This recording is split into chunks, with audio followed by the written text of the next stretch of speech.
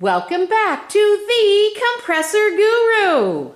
And today we hope, cross your fingers, dear, that this is the third and final episode in this series about some big compressor we're tearing down. Anyway, here's the Compressor Guru who will explain it all to you. Thank you. Thank you, camera wife. It's always an adventure filming with her. So this is part 3 of the teardown of the 9000. I'm almost sure it's going to rebuild. Before we get into everything else, I want to thank you. The camera I'm looking into right now is a brand new camera that you bought. We've had generous people thanking us through YouTube with the thanks button, and you guys bought this camera. The reason we're in 3 parts to tear this down is we've had so many camera failures in part 1 and part 2. I was rather aggravated a couple weeks ago. So we're... No. Yeah, it was. Wow. So winter is hit and the heat's on. Before we're done, the heat's very noisy, and then it'll kick back on, and the camera wife will go, look, you can see his breath when we're talking because it's cooling off in here fast. So we're getting to work. Thank you. So today we're going to take and we're going to tear apart an intake and a discharge valve. They're all basically the same, but we're going to show you how these come apart, and we're going to show you what to look for. Now, we've had viewers asking, why aren't we going to oversize the cylinder by oversized pistons? We're going to get to that when we do the economics of the rebuild, and that may be at the end of this episode, I'm not sure, or it may be in an early episode when we go to rebuild it. Are you sure? Because it could be episode 4 of the teardown. No.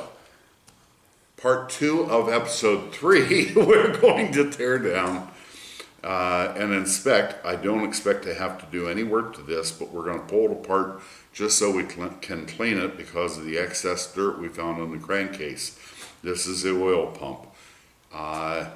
It's very easy to tear apart according to the book, and it's very similar to some Quincy's on the drive that goes into the crankshaft. We'll show you that. So we're heading for the vise. Okay, so here we are at the vise. I've got an Allen wrench in the vise, and there's an Allen bolt that's actually countersunk up into the bottom of this valve. This is a discharge valve, and there we go. It's down on there, and we're going to take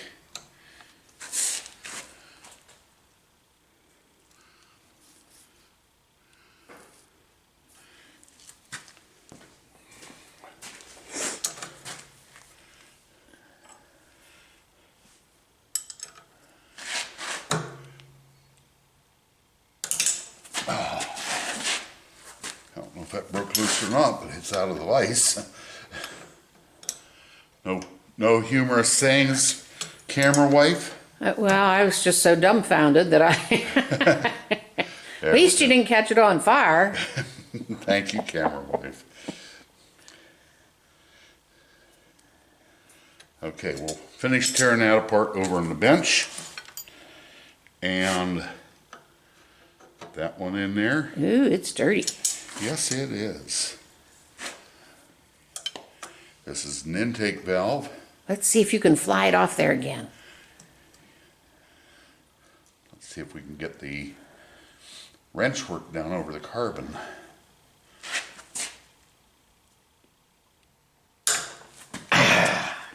But I think it went. So If nothing else, it flew off of the vise. Oh, and yeah. it went.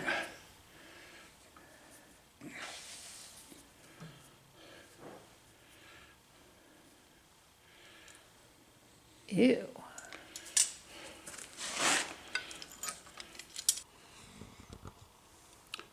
We're back here at the table and we have broken our bolts loose.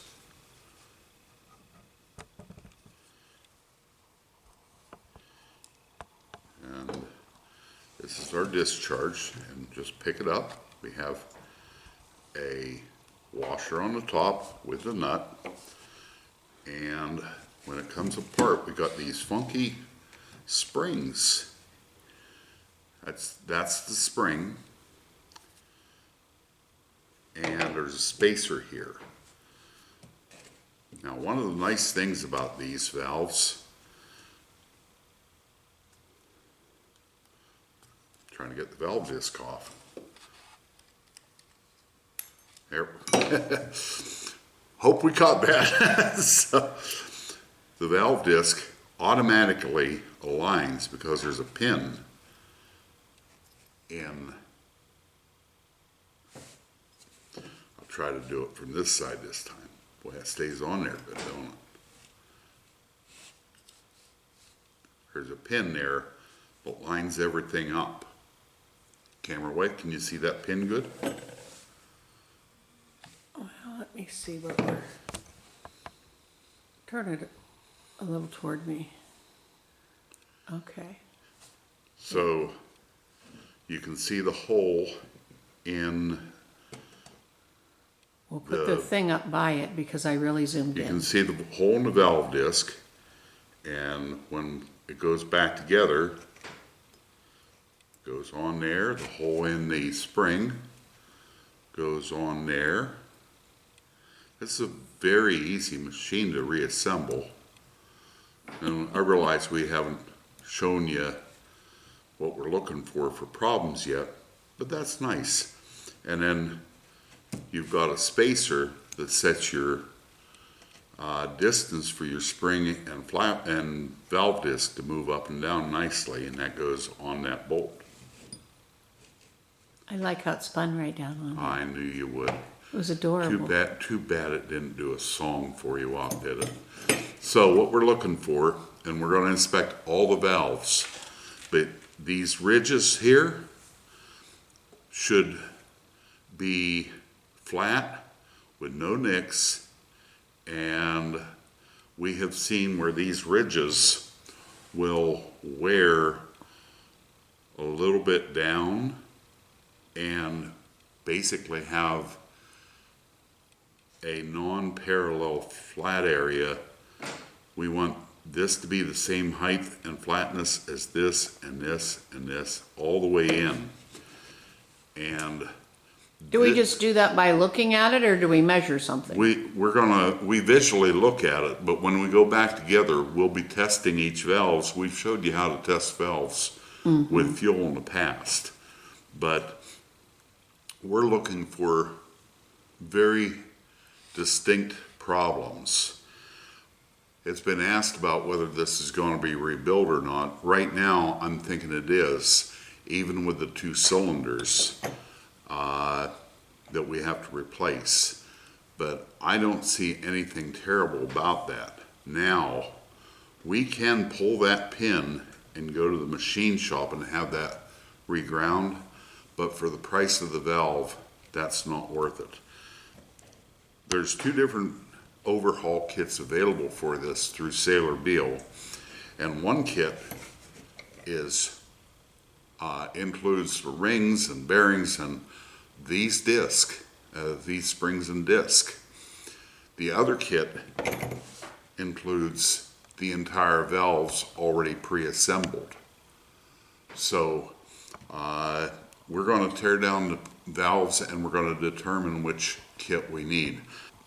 By the way, the kit with just the valves and springs is considerably cheaper than buying the kit with the complete valve assemblies. So that's what we're doing here today. We're showing you how these come apart, and I'm going to tear all the valves apart. We're only going to do 2 on screen, 1 intake, 1 discharge, and we're going to do the rest off screen and finish the estimate for this machine. So I'm going to put this back. Can I ask a question? Sure, you're here for that. So before you actually put the whole thing back together permanently, you're gonna clean it. Oh, absolutely. We'll put all these valves, if we're reusing the valves, all these valves will go in our Parts ultrasonic cleaner. Oh. And we'll cook them, and we'll clean them, and then we'll wipe them, and we'll baby them, and we'll powder them, and we'll love them, and yeah, we will clean them, camera wife. Good, you're a sick man. Don't you remember that big dog Yes, in the do. cartoons? Yes. Okay, so I need a life. Okay, I'm going to set this back together real He was quick. a big floppy dog like you too. I'm fluffy. Line up that little dot. I am. I know what I'm doing. Really? I've been here before. It would probably be easier if I put them together on here. Is that where the little dot is? Yeah, that's where the pin is.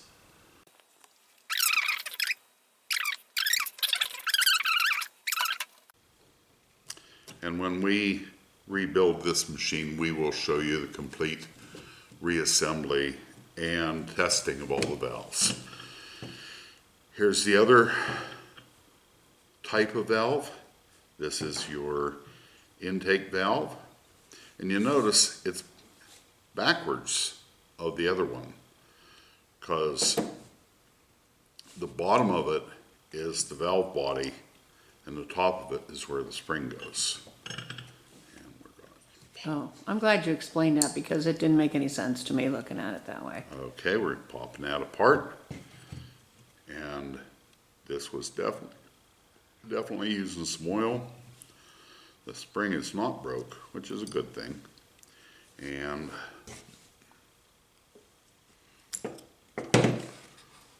the valve disc does not look terrible, but we will replace it assuming we'll rebuild. Now, I wish I wouldn't have put that other one together already. Why?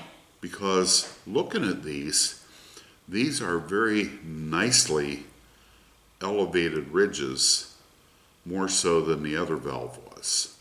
There appears to be less wear on this valve as far as these. But it's dirtier. It's dirtier, but these are you call concentric circles here that go around the bolt where the valve goes. This is the valve bumper, I guess you would call it, and your valve disc. Hold on. And I have that upside down, but that's okay. So that's how it comes apart, and what we're looking for we didn't find, which is a good thing for the customer because these two valves don't need replaced. So we're going to do this with all the valves. Is there a bump on that one too? There's a little nut that we put things on? Yep. Wait, Can you see it? I couldn't, oh, I can see it.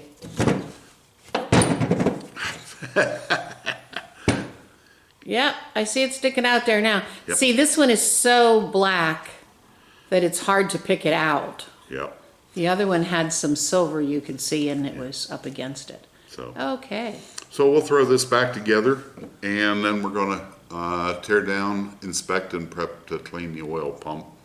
And then once we do all these valves, we'll be able to do a good estimate and let the customer know what it's going to cost.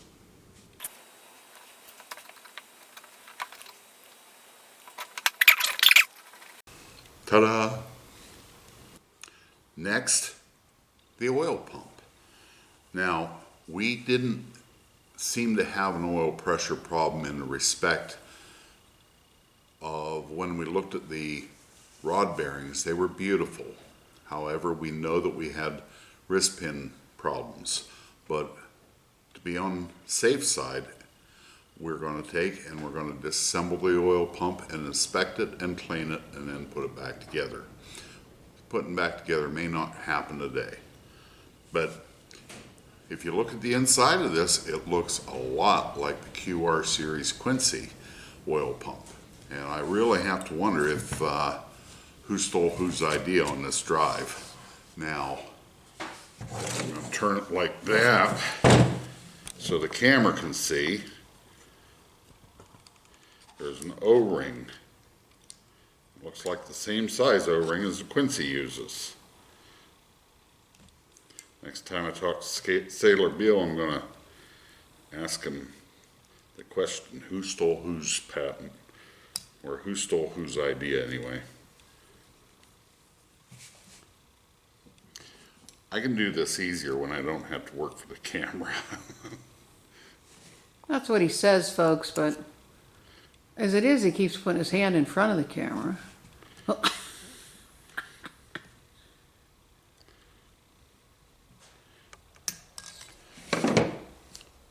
Little O-ring. This shaft will not come out past that bushing with that O-ring on. So if you're going to remove this shaft and inspect your oil pump, you have to take that O-ring off. Flip to the other side. There's the little O-ring. This should be torqued to 40 pound, and I may have a problem here. Oh, I have a problem.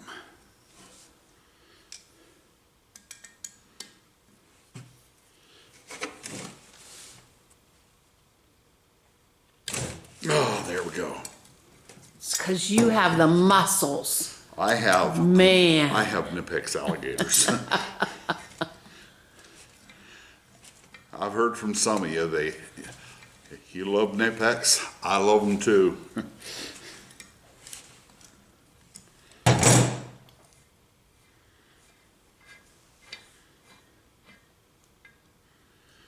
Okay. We have a little spring there.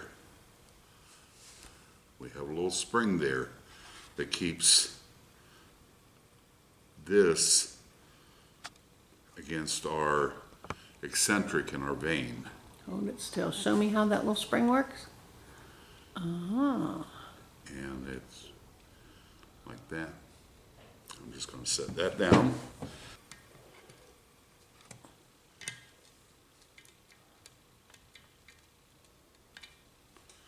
Got part of it.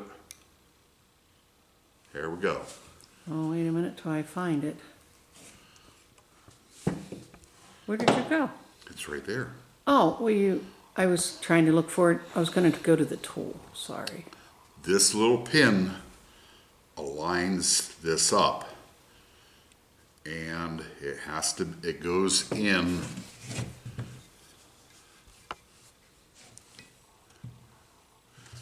this slot.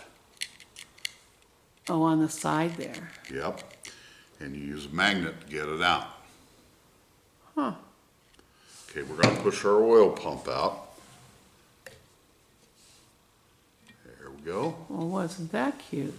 Yep. And we're going to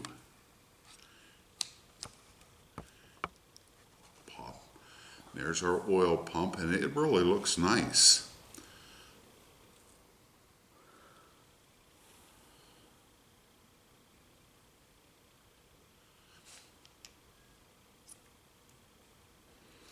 Now, when we go back together,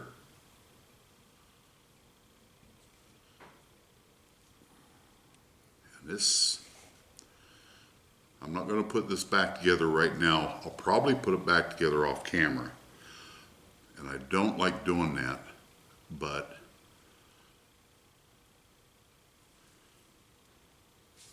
when it goes back together, I'm going to clean this. And put the little thing back in. Well, I'm going to put a little thing back in right now, but I'm going to clean this.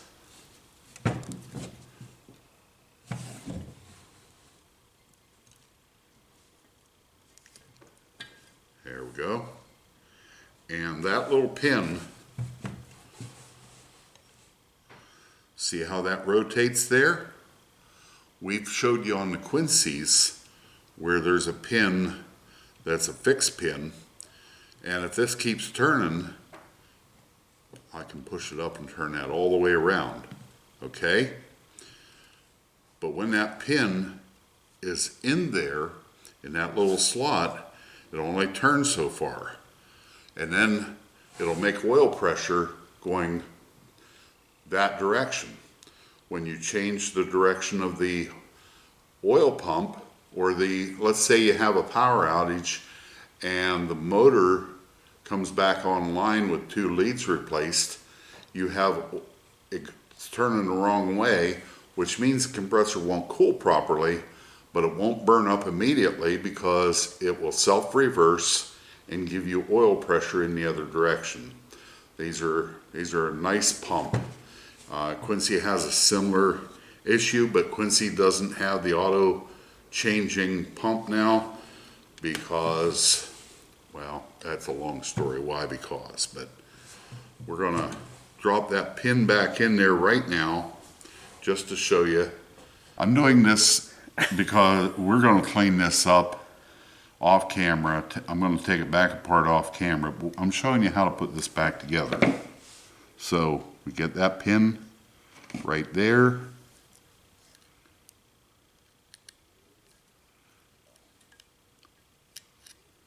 Hey, yeah, we do.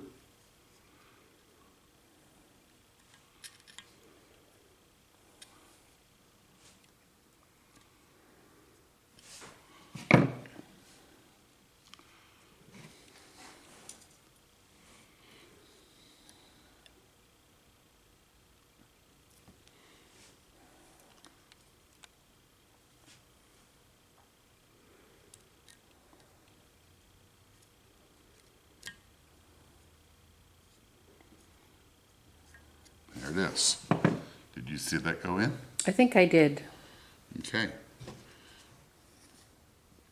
So I'm gonna wait.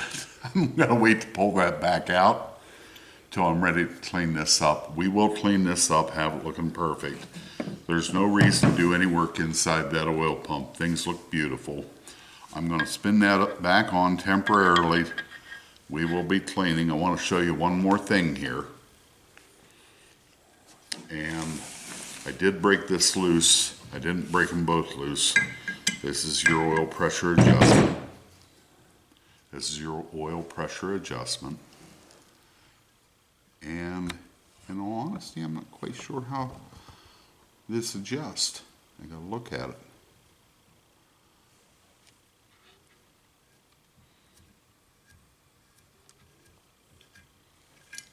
There we go. We got 3 washers on there, and I have to wonder. Oh, there we go. So our oil pressure adjustment, you take your cap nut off, you break your lock nut loose, and then if you want to adjust your oil pressure, you do it right there. And this is supposed to be 20 psi warm.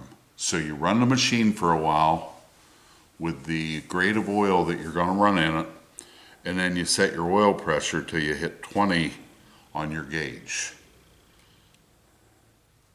And that's how to adjust your oil pressure.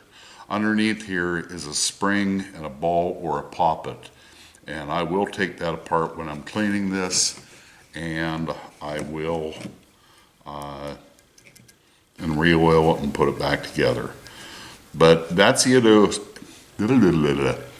idiosyncrasies of the oil pump, and there's no reason to believe there's a problem with this oil pump. We're going to clean that up. We're going to finish the estimate. I'm going to finish these valves, tear them down and evaluate them, and we'll be ready to give the customer a firm price on what it's going to cost to rebuild this. How old is this machine? It's a 2017. Okay. After complete teardown and evaluation, between talking with Saylor Beall and actually a couple viewer comments, might have been an email, I believe this machine partially starved for oil because of how dirty this screen is. This is the screen that came out of the machine. I talked to the customer, and I spoke to the manager at the customer, and I first off, they were using regular oil and weren't using a synthetic. I asked them if they ever cleaned their crankcase or did they pull this out and clean the screen, and he said the guys were supposed to be doing that every oil change. I personally think the guys were skipping a maintenance step because I think this caused the breakdown. When I spoke to Saylor Beall, they think the damage to the cylinder walls was caused by the wrist pins and the piston being able to rock extra because of the wear in the wrist pins. That's our best theory for what caused this machine to go bad. It was maintenance. Maintenance is very often a problem in most machines that have trouble. When you read in a book, change your oil every 500 hours or every 2,000 hours using synthetic. When you read in a book, clean your filter, change your filters, clean your oil screen. When you read in a book, keep the intercooler. What are you doing? She is trouble. She is. When you read in a book, keep your intercooler clean. Use an air hose, blow it off. These aren't in here these are not in the book as suggestions. These are things that will make your machine last longer. This is going to be an $8,000 or $9,000 rebuild because that is wrong. This is not an $8,000 or $9,000 rebuild. After inspecting all the valves, we were able to go with the cheaper kit. The total rebuild cost is $6,000, just a few dollars short of $6,000. The new machine, the customer has a special contract because it's a governmental agency. They were able to purchase a new machine for $9,800, and they told me if we exceeded 50% of the price, they would not rebuild. And so this is the last episode in the 9,000 series for now. But we were right about 59% of the price of a new machine for this customer, and they weren't allowed to rebuild it if it went over 50%. But we were just under $6,000 rebuild cost, and I think the machine lists for about $12,000. Typically, this would have rebuilt for most customers, but they set some pretty tough standards for the percentages. Back to what we were recording. they weren't cleaning that tube. Folks, this is the compressor guru and camera wife, and she's in one strange mode.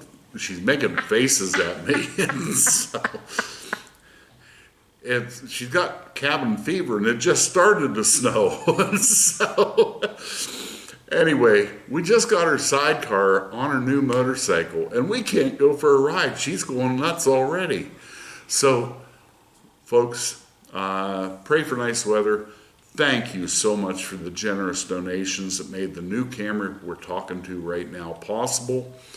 It was possible before, but quite frankly, the money out of the shop goes to keep the house going and the things we support. I appreciate you. Thank you. God bless. We'll be back. I'm 99% certain this is going to rebuild, and we should get the job from the customer. More to come. Bye. Bye. God bless. Have you settled down? No. Okay. Bye.